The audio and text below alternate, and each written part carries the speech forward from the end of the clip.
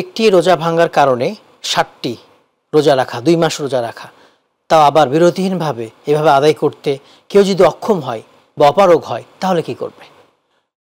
তো ওটা ওই যে আল্লাহ নবী সাল্লাল্লাহু আলাইহি সাল্লামের যে সাহাবীর ঘটনা, তিনি দিনে রোজার দিনে সঙ্গম করেছিলেন, এই জন্য আল্লাহ নবী সাল্লাল্লাহু আলাইহি সাল্লাম তার জন্য 60টি রোজা ধার্য করেছিলেন। এবং আল্লাহ নবী সহবাস কেন্দ্রিক, সহবাসের জন্য। হ্যাঁ, সহবাস কেন্দ্রিক।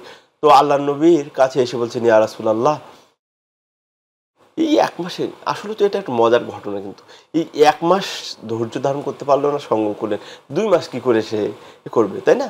এটা একটা ব্যাপার। তো যাই হোক, এই সঙ্গম কেন্দ্রিক যদি এরকম রোজা ভঙ্গ হয়ে যায়, তাহলে 2 মাসের বিধান আল্লাহ নবী সাল্লাল্লাহু আলাইহি ওয়াসাল্লাম করেছেন। সে সক্ষম না হলে 60 জন মিসকিনকে খাওয়াই দিবে। যদি এরকম হয় যে আমি পারবো না, তাহলে সে প্রত্যেক রোজার বদলে ওই যে একজন করে মিসকিন খাইয়ে দিলে 60 জন মিসকিন হয়।